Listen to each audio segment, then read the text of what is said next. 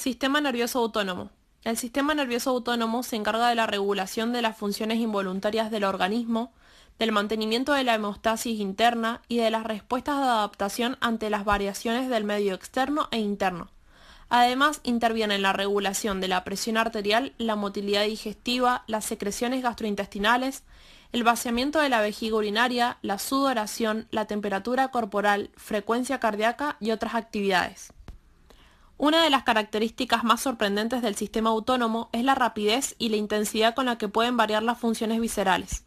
Por ejemplo, en un plazo de 3 a 5 segundos puede duplicar la frecuencia cardíaca sobre su nivel normal, y en unos 10 a 15 segundos hacerlo con la presión arterial o reducirla a la variante citada, causando un desmayo. Este se activa a partir de centros situados en médula espinal, tronco encefálico, hipotálamo, porciones de la corteza cerebral como la corteza límbica, además de reflejos viscerales. El sistema nervioso autónomo se divide en dos partes denominadas sistema nervioso simpático o adrenérgico y sistema nervioso parasimpático o colinérgico. Los efectos sobre un mismo órgano son generalmente antagónicos, de tal manera que el resultado final dependerá del balance entre los dos. Las glándulas sudoríparas son una excepción, ya que solo tienen inervación simpática. Los nervios simpáticos y parasimpáticos eferentes son bipolares, es decir, que están formados por dos neuronas, la neurona preganglionar y la postganglionar. En el sistema nervioso simpático, la fibra preganglionar es corta y la sinapsis con la neurona postganglionar ocurre en los ganglios autonómicos, localizados a nivel paravertebral bilateral. La fibra postganglionar es larga y acaba en el órgano efector distal. En el sistema nervioso parasimpático, la fibra preganglionar es larga y la sinapsis ocurre en un ganglio autonómico localizado a nivel distal, o bien en la misma pared del órgano efector, siendo la fibra postganglionar corta. El balance entre la actividad simpática y la parasimpática, denominada tono autónomo, está regulado por el hipotálamo. El hipotálamo activa el tono simpático y en forma simultánea apaga el tono parasimpático y viceversa. Ambas divisiones pueden afectar los órganos del cuerpo de manera diversa porque sus neuronas postganglionares liberan distintos neurotransmisores y los órganos efectores tienen diferentes receptores adrenérgicos y colinérgicos. Sistema nervioso simpático. La división simpática suele denominarse de lucha o huida. Las actividades simpáticas incrementan el estado de alerta y las actividades metabólicas para preparar el cuerpo para una situación de emergencia. Los nervios simpáticos tienen origen en la médula espinal, entre los segmentos T1 y L2, y desde aquí se dirigen a la cadena simpática paravertebral y finalmente a los tejidos y órganos periféricos. Cada neurona preganglionar simpática puede hacer sinapsis con 20 o 30 neuronas postganglionares, que se distribuyen por distintos órganos. El principal neurotransmisor liberado por neuronas postganglionares en su unión con las células efectoras es la noradrenalina, actuando en los receptores adrenérgicos dependiendo en qué órgano efector va a ser el efecto correspondiente. Los tipos de receptores adrenérgicos son alfa 1, alfa 2, beta 1 y beta 2. Sistema nervioso parasimpático. La división parasimpática lleva a cabo respuestas de reposo. Las actividades parasimpáticas sostienen funciones corporales que conservan y restituyen la energía corporal en los periodos de descanso y recuperación. Las fibras nerviosas parasimpáticas tienen origen en el tronco encefálico, en los núcleos de los pares craneales 3, oculomotor, 7, facial, 9, glosofaringio y 10, vago. El nervio vago es el que predomina en el sistema nervioso parasimpático y en la médula sacra, segundo y tercer nervios sacros y a veces también del primero y cuarto.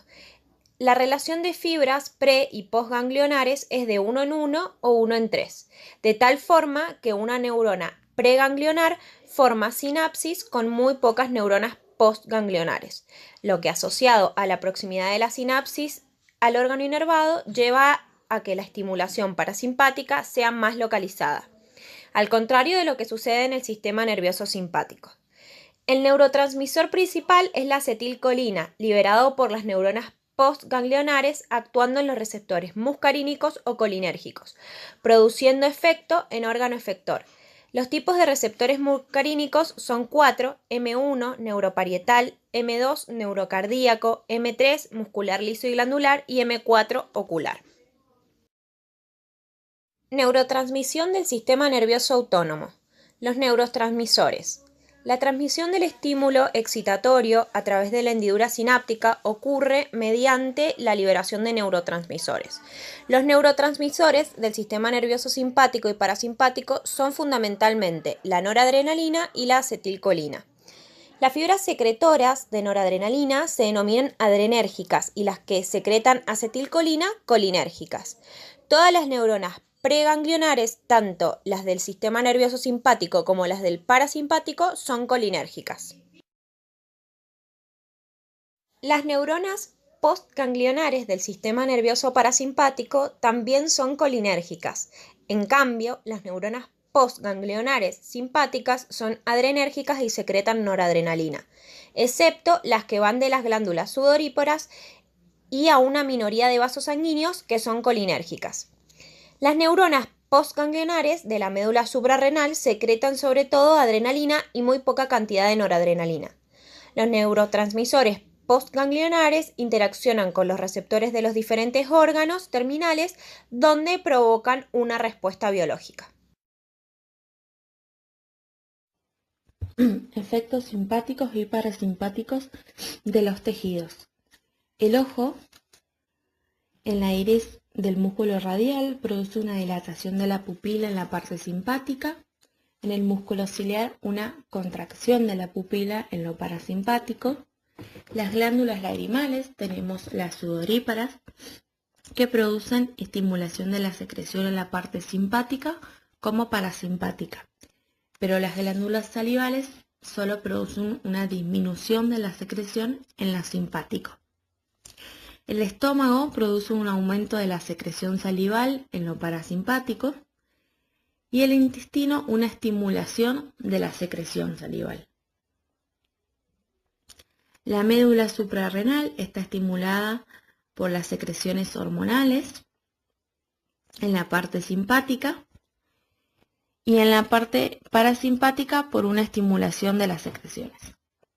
En el corazón, la frecuencia cardíaca se ve aumentada en lo simpático y en lo parasimpático se ve disminuido. La conducción, aumento de la velocidad en lo simpático y disminución de la velocidad en lo parasimpático. Los pulmones, en los bronquiolos se ven dilatados en la parte simpática y parasimpática una constricción. En el hígado, en la parte simpática se ve una estimulación de la hidrólisis del glucógeno y en el tejido adiposo una estimulación de la hidrólisis de las grasas. Lo que es el páncreas, en la parte simpática tenemos una inhibición de las secreciones exócrinas y en lo parasimpático una estimulación de las secreciones exócrinas. El vaso se ve contraído en la parte simpática, el útero está en un estado de gestación, tiene una contracción, sino una relajación en la parte simpática. Y la vejiga tiene en la parte simpática un mantenimiento del tono muscular. El pene en la parte simpática eyacula y en la parte parasimpática